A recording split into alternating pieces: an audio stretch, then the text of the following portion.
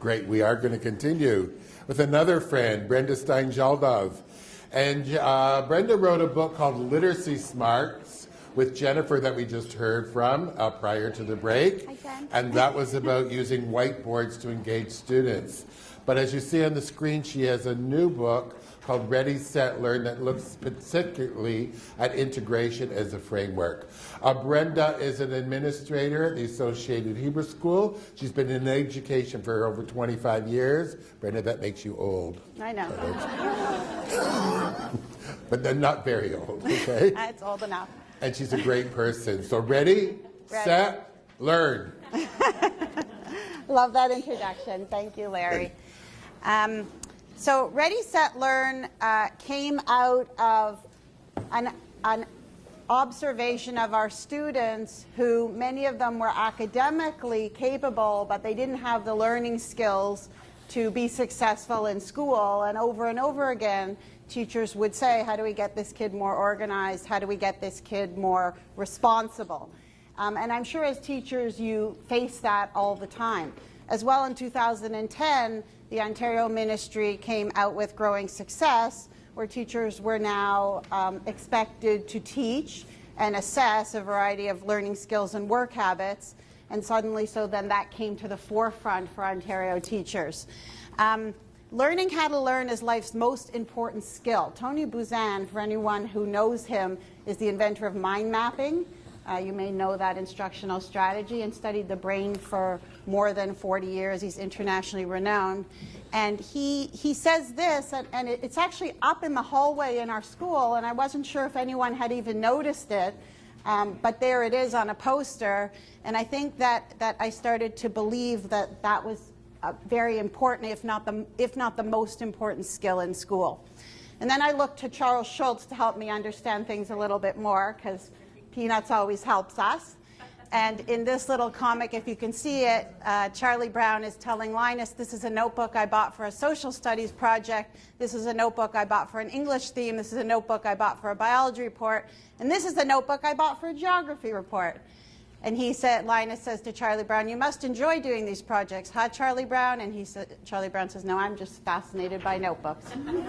So what are we going to do with all these notebooks? So, as a teacher for more than 20 years, I have a default also, or had a default, when talking to students about learning to learn. And I would say statements like, can you please get organized?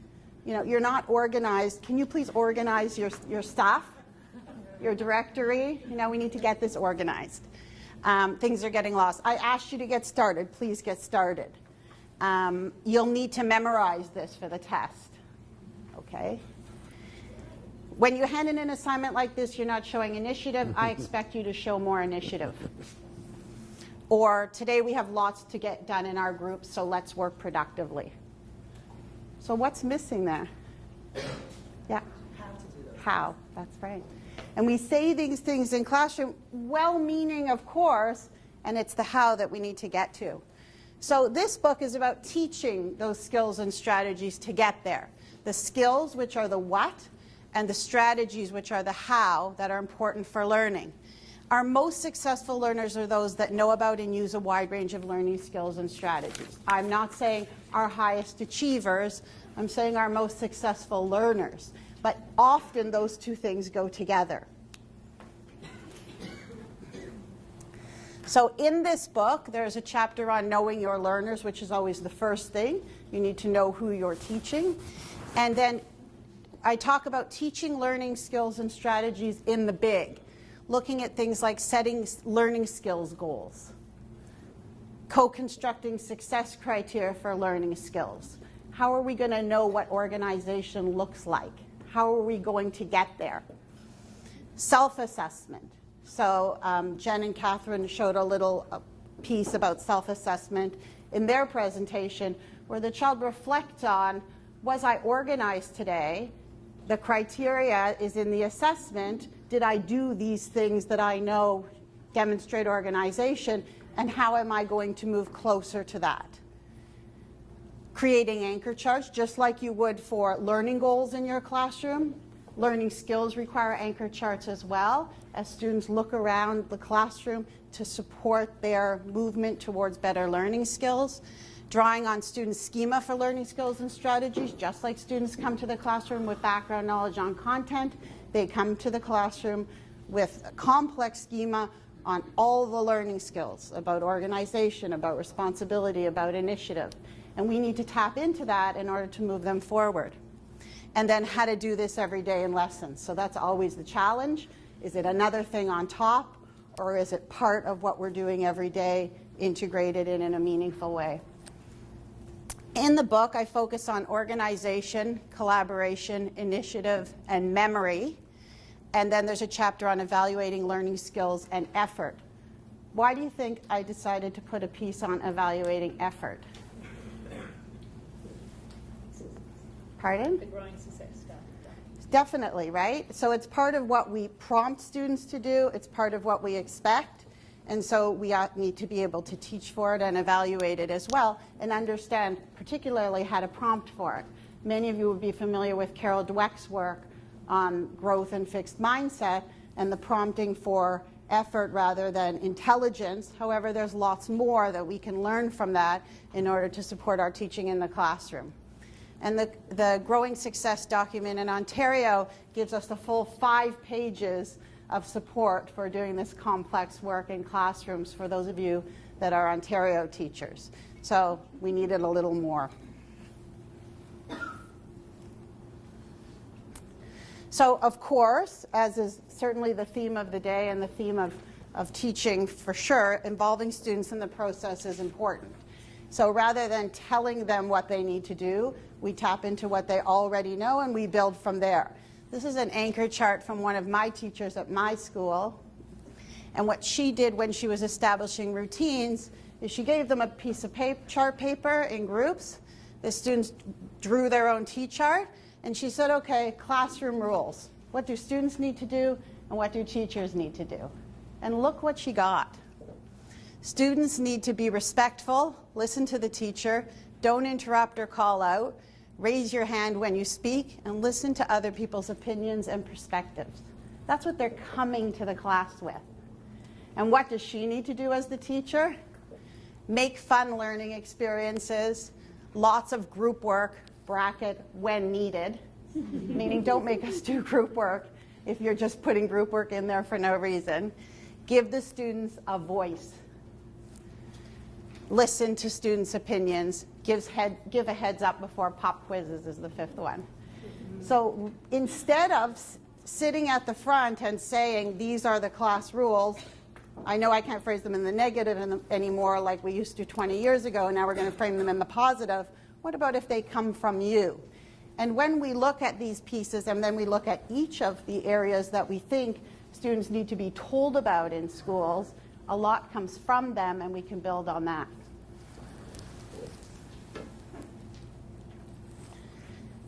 In the book, you'll find sample success criteria. So you can do a lot with success criteria, but one of the things you can do is create anchor charts.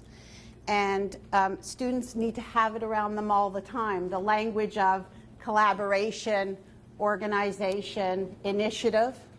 They need to understand what are the behaviors and what are the criteria for success related to those behaviors. And then what you need are the teaching strategies to get there. And that's what is involved in each of the chapters in the book, is it supports you to use things like goal setting, creating success criteria, anchor charts, and self-assessment to get the kids to reach their goals. So now I'm talking about learning goals and learning skills. Are they the same thing? I'd like you to think, pair, share just for 30 seconds and talk about what's the same and what's different between learning goals and learning skills. Thank you. That's wonderful. What's the difference between learning goals and learning skills? Who can share back with us? Yes. We were saying that the goals is more the what and the skills are the how. Like back in our day, we had to go to the library, open the little wooden drawers and look up the little smelly cards. Encyclopedia. Now some kids just shut down and just say, well, I don't know. And then, but how do you find your answers? How do you, well, are you going to organize them Are you just going to stop on the first Google site, or are you going to try to flesh out Wikipedia and scroll down further? Right, so I think what you're describing, which is why I wanted to ask this question, is because all of these terms are so close, right? Is the difference between learning skills and learning strategies, right? What's the difference between learning goals and learning skills? I know you post learning goals in your classrooms when you teach, right? Yeah. Yeah. Yeah. So the content goals are the learning goals, and the learning skills are all of those pieces that support students to learn those content pieces, right? And the definitions are here in the book on page 8 and 9. Learning skills, learning strategies, work habits, and learning goals. We use these terms all the times in school, and they mean slightly different things. So how do we layer these pieces together into lessons in the classroom? Well, we still need to post learning goals, right? Students need to know what they're learning. We need to post success criteria for those learning goals. What do I need to know and be able to do in order to learn that thing? Here's the extra part. What's the learning skill that's going to be most important to me in learning that thing? And how am I going to demonstrate that learning skill? So there's a little bit more to share, but as you observe your students and as they set their own goals for what they need to be able to do to achieve their learning goals, you've got your learning skill goals. See? So this is the kind of unit outline you would have, and this is in the book as well. And then there's a little self-reflection at the bottom related to the success criteria of the learning skill goal. Did I pay attention during the lesson? Did I access the necessary resources? And what will I do to be more independent next time? So rather than reflecting in this case on, do I understand the different habitats, the reflection here is, was I able to organize myself for learning? So you are always using your professional judgment about what you're going to stress in a particular lesson, but without the learning skill, it's hard to get to the learning. So in the book, there are sample criteria, which I've pulled together from many, many different sources and many, many different expert teachers to get to the kinds of things that students need to do in order to be organized in a classroom, collaborative in a classroom, take initiative in a classroom. Initiative is a tricky one. If you sit together with your colleagues at school and try to come up with the success criteria for initiative, you will debate a lot. So the book gives you some pretty clear criteria to get started with, so that instead of telling kids to take initiative, we can start teaching them how.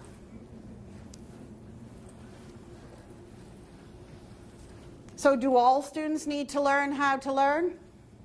So let's think about that for a minute. Well, some kids come in good at math and others aren't. Do we know any of those kids? They come in and they sort of just know math. And some kids come in and they're good with languages and others aren't. And some students learn to read even before anyone taught them to read. They just come in with that, right? But just because they can do those things, we don't just stop teaching them in those areas. We keep moving them further and further along, don't we? And we can't just write off any skills and abilities if kids aren't good at them. So think about this child. I'm going to say a girl.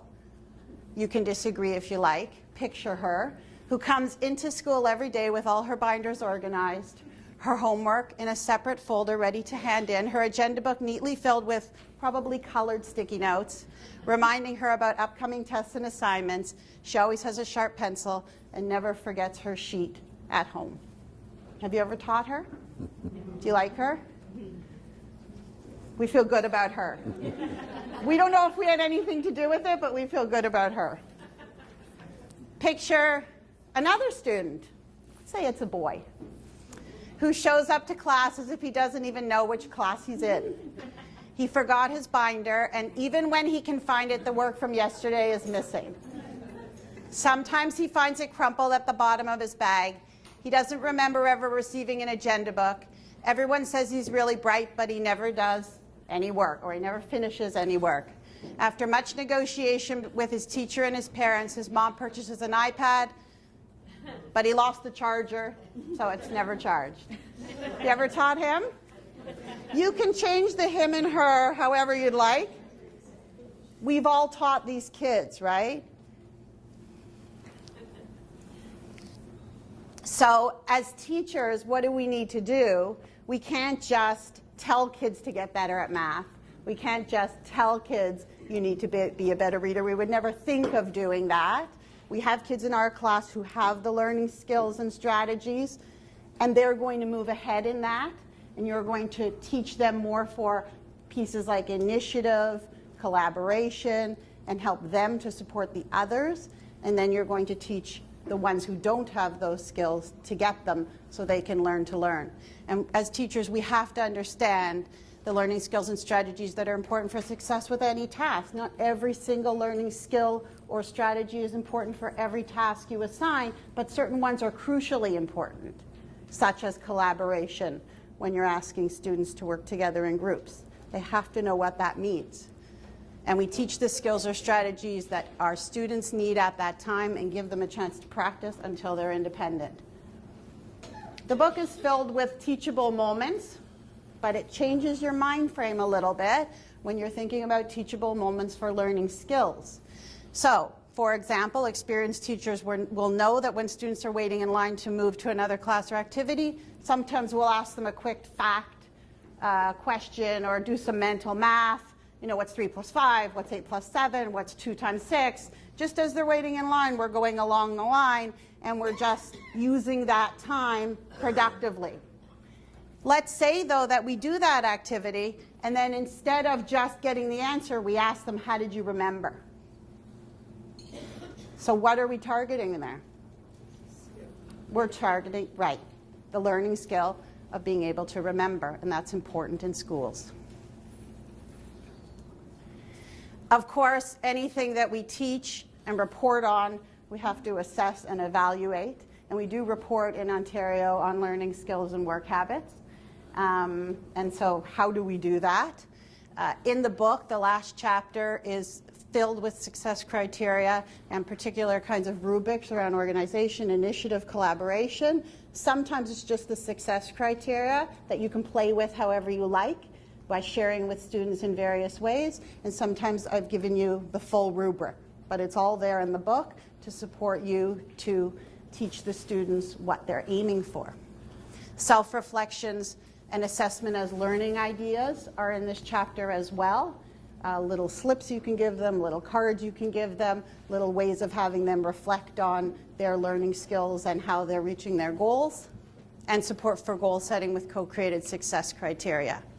Of course, students need to understand how they're being evaluated and always the criteria for that, just like in math. Here's a sample rubric for organization. Yeah, it is a lot. And so you would never go to a child and say, here's how you're going to be organized for the rest of the year, right? You're not going to do that. You're going to break it up, particularly into setting a goal, just like we talked about, sharing the success criteria for that, and then practicing. Because this is where you want them to get to, okay? This is the end point. And so you're going to chunk it and work on one at a time as relevant to the content that you're teaching. So, I'll finish with this great little comic. I'm not disorganized. I know where everything is, the newer stuff on the top and the older stuff on the bottom. So I thank you for listening. If anyone has any questions, I'm happy to respond. Thank you.